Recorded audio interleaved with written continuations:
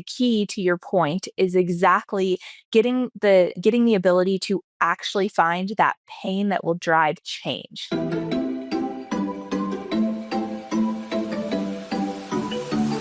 Welcome, my lovely people, to another episode of the B2B Sales Trends Podcast.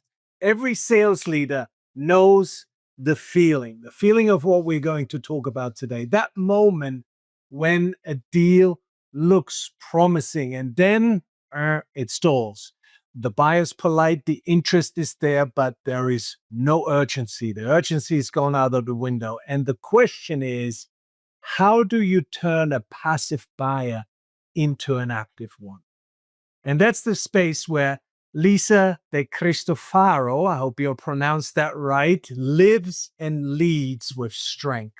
She's built and scaled sales teams that know how to create that momentum, not by pushing harder, by the way, but by asking better questions, uncovering risk, and turning curiosity into commitment and momentum. In today's episode, we'll talk about building urgency without pressure, coaching without burnout, and why practice, not luck, wins the biggest deals.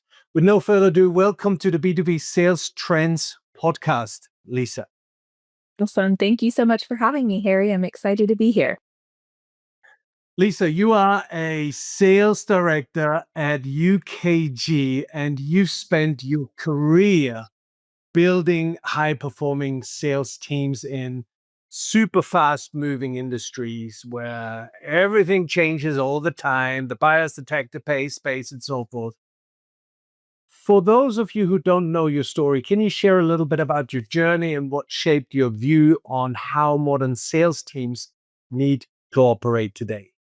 Yeah, definitely. Well, I've been in the sales space for 14 years. I did have the luck of staying at one company for about 13 of those years. So what was great about that is I had the opportunity to really work my way up from the very bottom of cold calling all the way up to sales leadership and development. So I've had a lot of different experiences at that organization, even had an opportunity to work in a little bit more of the enablement space and rebuilding programs around learning and development. And that was really honestly where I learned a lot of how to simplify and be a better leader, because a lot of times we're overcomplicating what we're trying to teach people. So now I am at UKG and am a sales director here and leading about a team of 5 leaders, and we've got about 35 sellers underneath us. The space that I'm in is in the HCM space. So what's really, unique about that, obviously it's software, but what's unique is it's a very competitive space, highly saturated. So I always say the best salesperson wins. The products are constantly keeping up with each other and evolving, as AI comes into play, it's the race to who can have more AI tools. But at the end of the day, a lot of the solutions will deliver a lot of the same technology. It's really the results that we have to drive on, and that is where I am today. Fabulous. I love it. Let's talk a little bit about something we had in our pre-call. We talked a lot about the buyer's journey, and for most sales conversations, they typically start with buyers who aren't even in one, right? They're passive. They're not looking. They're not, what they're looking for is not urgent or anything. How do you teach your teams to turn that kind of passive interest into real engagement? Yeah. Well, and I'll explain a little bit why I'm so passionate about this idea of moving passive buyers into active buyers. Because if you look at a selling cycle, when people are in buying mode, they go out, and now with so many resources and so much information, they go to the internet and they get saturated with so many different options. And all of a sudden, Right. you're sitting in an evaluation with 17 different vendors, right? And the key is, okay, now I have to figure out how I win that deal, how I differentiate, how I get to the top. And there's so much more that goes into that, and you don't have an opportunity to actually set buy-in criteria.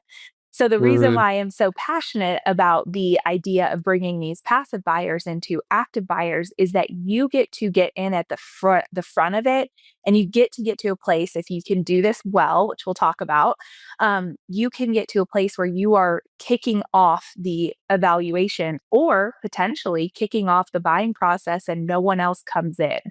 And so to answer your question on, how do you do that? The key is that well, number one, you have to build sales teams that are passionate about the prospecting aspect and not just sitting around waiting for leads to come to them, right? Again, marketing Yeah. can produce you leads, but those leads are going to multiple other companies as well.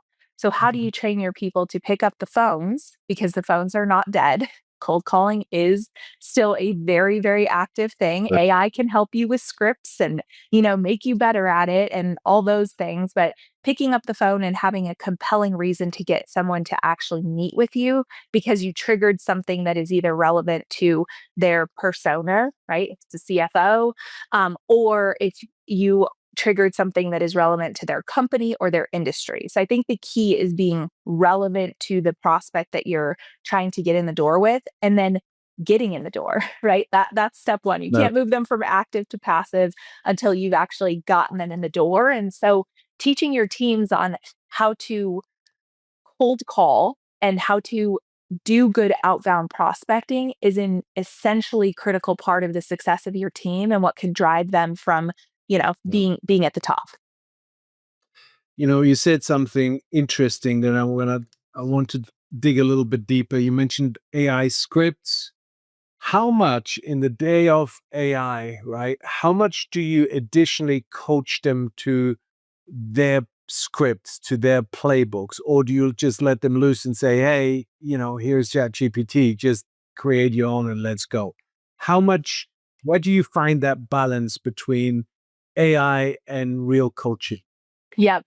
So here's my I am adopting AI. I am into it. I use it in my personal life. Right. I know that, like, if we don't start adopting it and using it, it's not AI that will take your jobs. It's the people who know how to use AI, right? Yeah. On that same note though, as humans, we have the ability to critically think. And Mm. that is something that AI cannot deliver for you. So whether you're leveraging or using it, you still have to look at it and critically think about, is this the right angle? Is this the right, you know, uh, area that I'm going into? And in terms of like using, I think that the experience of your sales that you've had in the past is a wonderful way for you to shape your messaging, and AI Yeah. doesn't have your experience and your critical thinking. Right. No, I absolutely love your response with that because I think it's totally spot on. Let's shift gears here a little bit. Okay.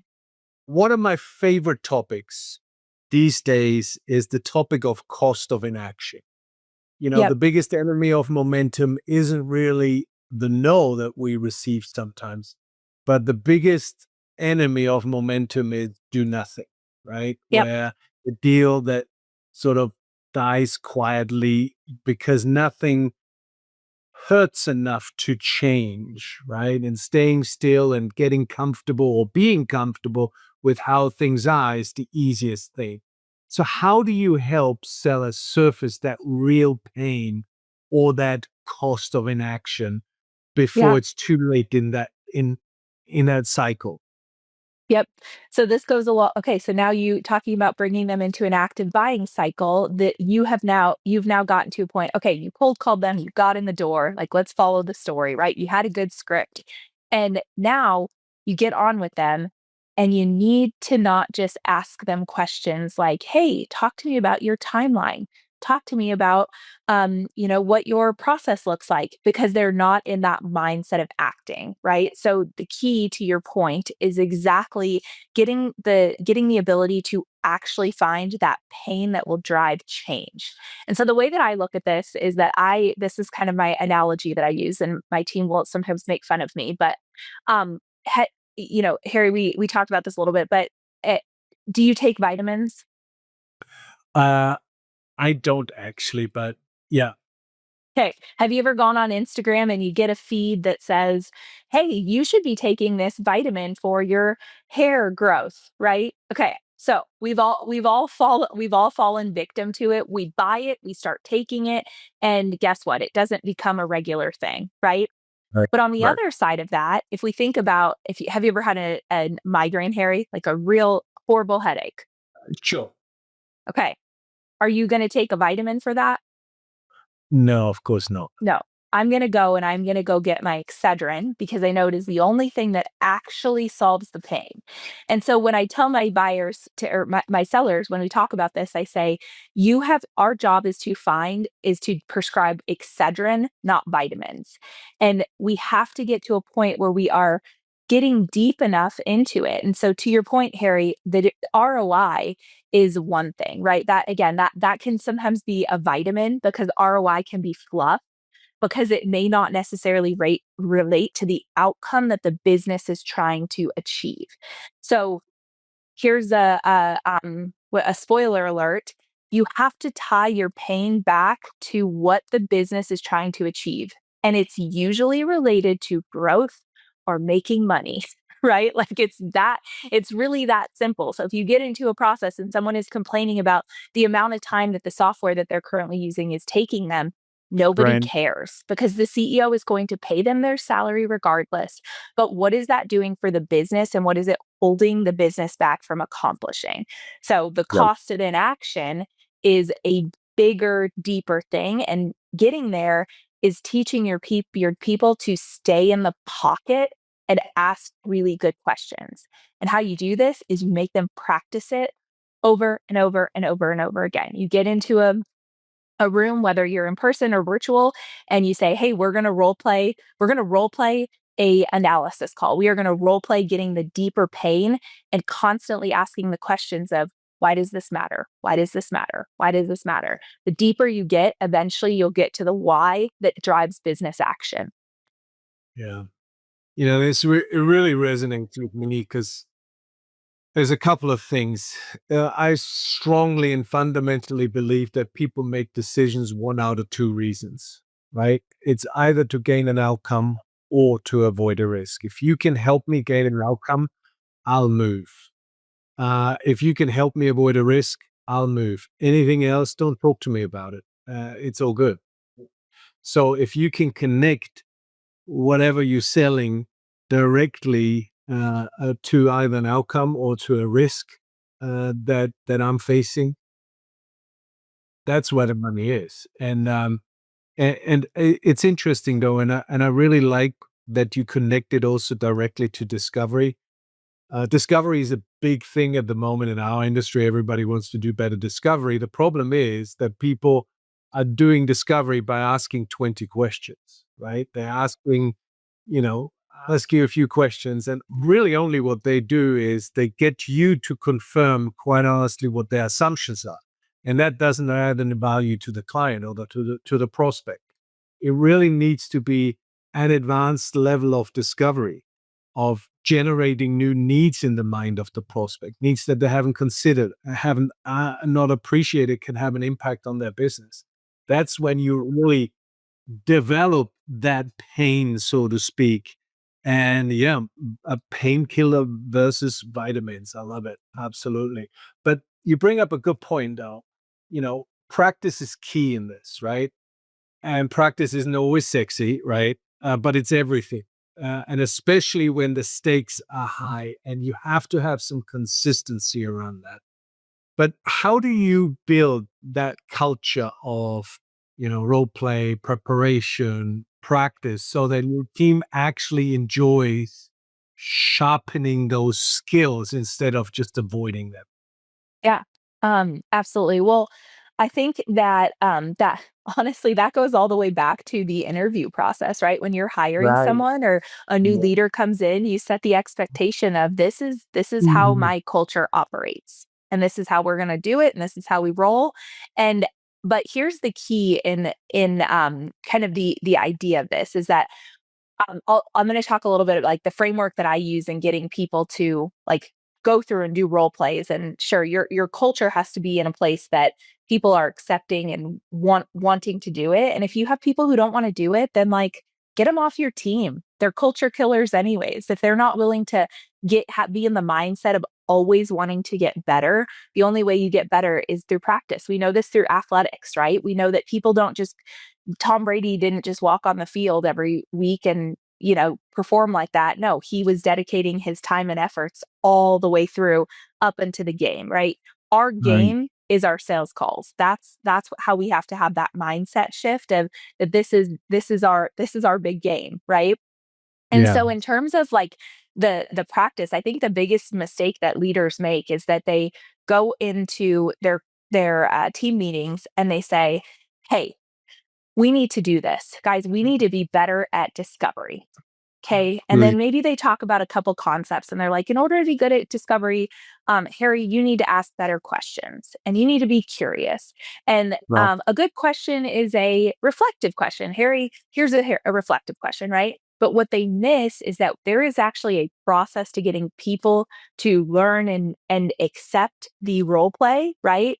And the first thing is number one is like introduce the concept. Hey, Harry, I've noticed that we are having a really difficult time converting our first calls to second calls. Okay, bring in a stat. Give them the proof as to why they should care about this.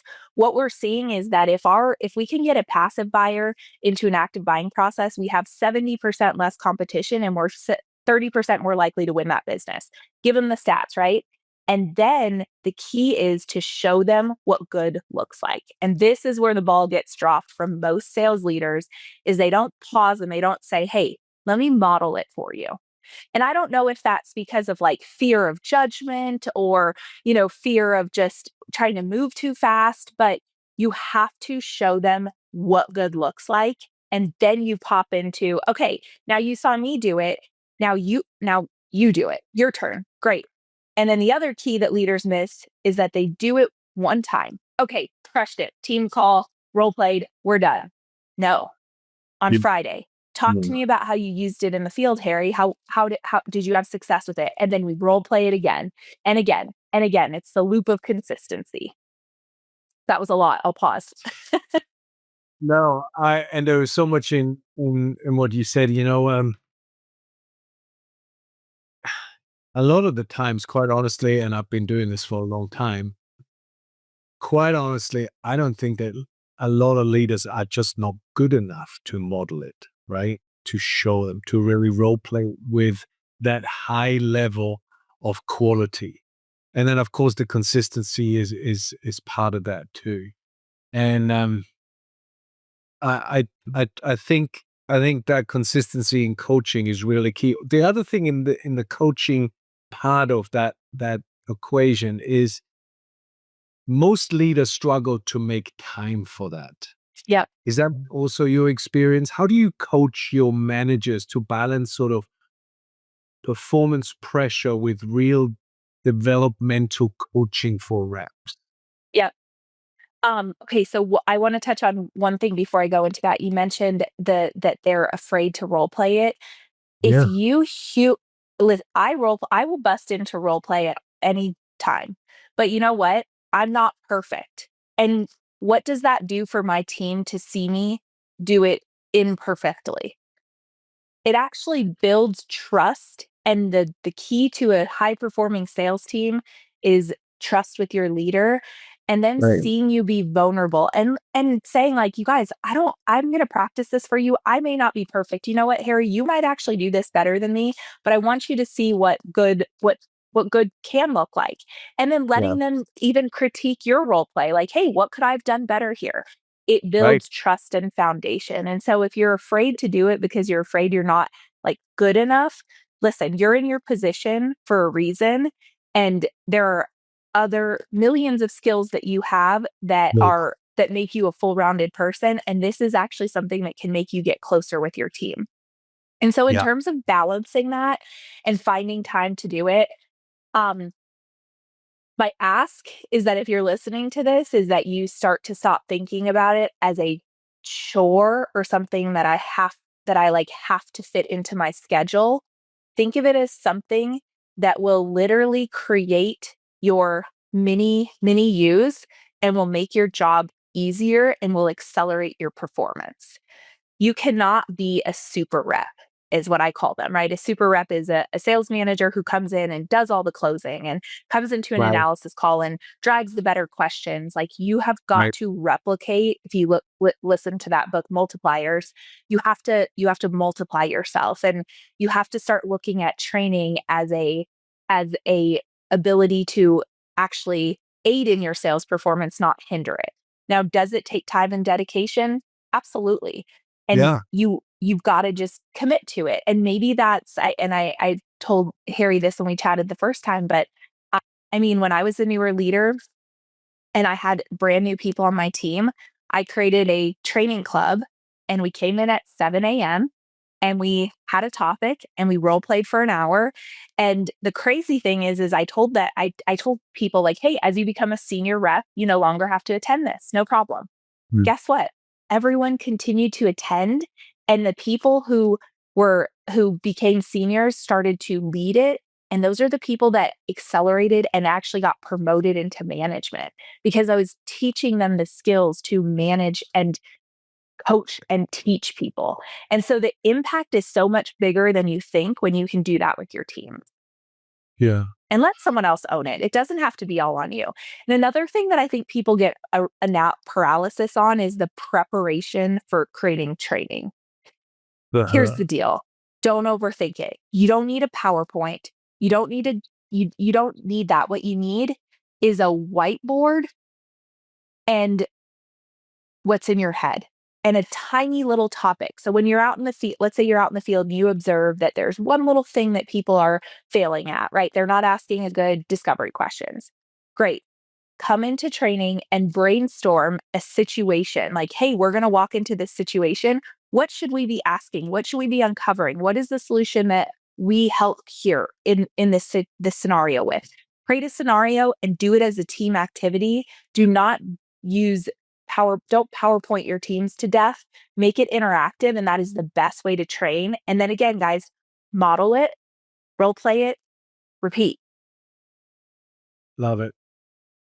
Love it. What has shaped that thinking? If I may say that politely, you are certainly, we're doing a lot of these episodes, and you certainly super forward thinking uh, sales leader. That there's what you do is seldom. Let's put it this way, to put politely. So you're doing a fantastic job. What has created that?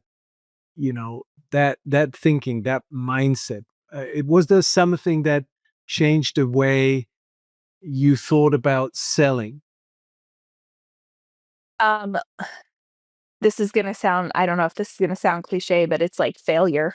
It's just failing, failing. So my defining moment was going out on maternity leave for the first time. I came back to a completely underperforming team. Like, Mm. they didn't do anything. It was really frustrating, right? So I came back, and I'm like, holy moly, this is a bad situation. I was in a position where, like, I was potentially going to lose my job. Like, it was bad. And at that moment I realized that I was carrying all the weight of the sales numbers, the sales performance. Like, I was a great salesperson and I was doing everything in my office. So when I left, everything fell apart because I hadn't, again, multiplied. I hadn't taught other people to do the job. And I made a commitment that if I go out on leave again, like, that is not happening.